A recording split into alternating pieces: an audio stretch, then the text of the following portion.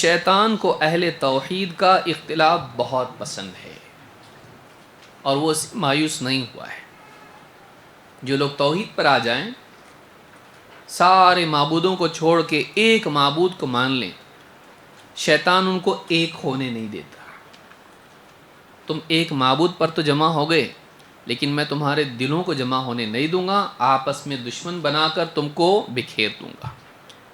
اللہ کے نبی صلی اللہ علیہ وسلم کی حدیث سے بات معلوم ہوتی ہے۔ آپ نے فرمایا ان الشیطان قد ایس ان یعبدہ المصلون فی جزیرۃ العرب ولکن فی التحریش بینہم۔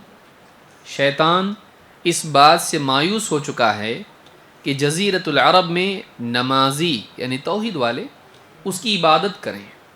شیطان اس بات سے مایوس ہو چکا ہے کہ جزیرۃ العرب میں جہاں نبی صلی اللہ علیہ وسلم نے شروعات میں دعوت اپنی چلائی اور دعوت چلی، لوگوں نے قبول کیا اسلام کو، وَرَأَيْتَ النَّاسَ يَدْخُلُونَ فِي دِينِ اللَّهِ أَفْوَاجًا۔ تو کہا کہ شیطان اس بات سے مایوس ہو چکا ہے کہ جزیرۃ العرب میں اس کی عبادت کی جائے، نمازی اس کی عبادت کریں، وَلَكِنْ فِي التَّحْرِيشِ بَيْنَهُمْ، لیکن انہیں آپس میں لڑانے سے وہ مایوس نہیں ہوا ہے۔ انہیں آپس میں لڑانے سے یعنی توحید والوں کو جو شرک سے بچتے ہیں، انہیں آپس میں لڑانے سے وہ مایوس نہیں ہوا ہے۔ اس سے معلوم ہوا کہ شیطان کی محنت کا طریقہ کیا ہوتا ہے۔ وہ عقائد میں، شرک میں، کفر میں اس طرح سے ایک انسان کو پھنسانے کی کوشش کرتا ہے۔ اگر اس سے نکل کے آ جائے تو جب ایک توحید والے لوگ جمع ہو جائیں، انہیں آپس میں ایک ہونے نہیں دیتا ہے، کیونکہ ان کا ایک ہونا حق کی دعوت کے چلنے کا ذریعہ بنے گا۔ اہل توحید کو ایک انسان کے لیے پہلا فتنہ یہ کہ اس کا عقیدہ خراب ہوگا تو ہلاک ہو جائے گا، لیکن عقیدہ صحیح کر کے آیا، صراط مستقیم پر آیا، ہدایت کے راستے پر آیا، صحیح عقیدہ اپنا ایک دم شرک سے بچ گیا، ہلاکت سے محفوظ نہیں۔ اب دوسرا لیول اس کے لیے، اس لیے آپ دیکھیں گے کہ اہل توحید جب جمع ہوتے ہیں، بعض اوقات پھر وہ آپس میں لڑ کے اپنی پوری دینداری کو اور اپنی دعوت کو برباد کر دیتے ہیں، کیونکہ یہ اگر جمع ہوں گے تو مل کر جب کام کریں گے تو دوسروں کو شرک سے بچائیں گے، دوسروں کو حق پر لائیں گے نہیں، ان کو آپس میں لڑاؤ تاکہ یہ اپنی پوری طاقت خیر کے کاموں میں خرچ کرنے کی بجائے آپس میں ایک دوسرے کے خلاف استعمال کریں، لوگ گمراہی میں، شرک میں، کفر میں پڑے رہیں، یا آپس میں لڑتے رہیں اور کام ٹھپ ہو جائے۔ یہ کوئی تھیوریٹیکل چیز ہے؟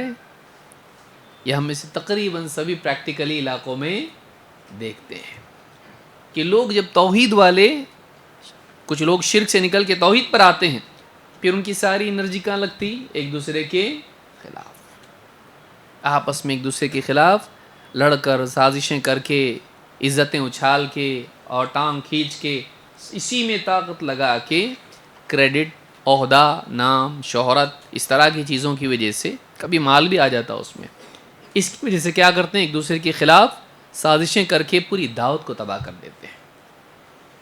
اور بعض اوقات جو بدعات میں، شرک میں پڑے ہوئے ہوتے ہیں، ان کے لیے عبرت بن جاتے ہیں یہ لوگ۔ اچھا ہم لوگ وہاں نہیں ہیں، یہ دیکھو پہلے تم لوگ سدھرو۔ سمجھ میں آ رہی بات؟ اس کو یاد رکھیں۔ تو شیطان اس سے مایوس نہیں ہوا ہے۔ جن لوگوں کے بارے میں وہ مایوس ہو جائیں، یہ شرک نہیں کرے گا تو ٹھیک ہے، سٹیپ 2، فارمولا 2، اس کے لیے کیا کرنا ہے؟ اب شرک نہیں کرے گا نا، ٹھیک ہے، تم ایک اللہ پہ جمع ہو گئے، لیکن میں اب تم کو جمع نہیں ہونے دوں گا۔ پھر وہ اپنے گھر پہ توحید، وہ اپنے گھر پہ توحید، وہ اپنے گھر پہ توحید، مل کے کوئی بڑا کام تم کو کرنے نہیں دوں گا، تم کو بکھیر دوں گا تاکہ اور لوگ ہدایت پر نہ آئیں۔ یہ بہت بڑی یاد رکھنے کی چیز ہے کہ اہل توحید کے لیے شرک سے بچ کے نکل کے توحید پر آنے کے بعد دوسرا ایک چیلنج کیا ہے؟ اتحاد۔ وہ ہونے نہیں دیتا شیطان، ایک ہونے نہیں دیتا۔ لڑتے رہو، لڑو اور مرو، آپس میں لڑ کے مر جاؤ، تم لوگ مٹ جاؤ، برباد ہو جاؤ تم لوگ، اور دعوت کو بھی برباد کرو، لوگوں کو حق کی طرف آنے ہی مت دو، لوگوں کے لیے حق میں رکاوٹ بن جاؤ تم لوگ۔ تم کو دیکھ کے لوگ بھاگنا چاہیے صحیح بات سے۔ یہ بہت بڑا فتنہ اور اس دور کا بہت بڑا المیہ ہے اہل توحید کے لیے۔ تو یہ چیز بتاتی ہے کہ شیطان کی کوشش کہاں چلتی ہے۔ ایک آدمی کو شرک میں پڑے رہنے دیتا ہے تاکہ ہلاک ہو جائے، شرک سے نکل گیا اگر وہ، تو ایسے جتنے لوگ شرک سے نکلے ہیں کبھی ان کو ایک ہونے نہیں دیتا۔ کیوں؟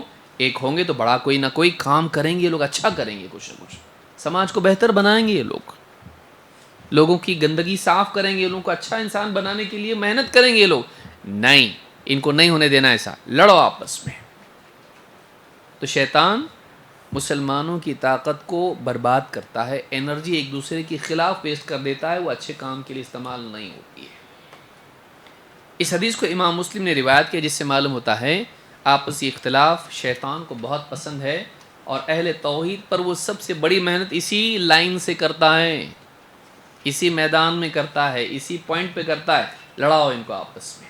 تو اہل توحید کے لیے بڑا چیلنج آپسی اختلاف ہے، یاد رکھیں گے اس کو۔ اہل توحید کے لیے بہت بڑا چیلنج یہ ہے کہ وہ آپس میں متحد رہیں، نہیں ہونے دیتا وہ ایک، نہیں ہونے دیتا۔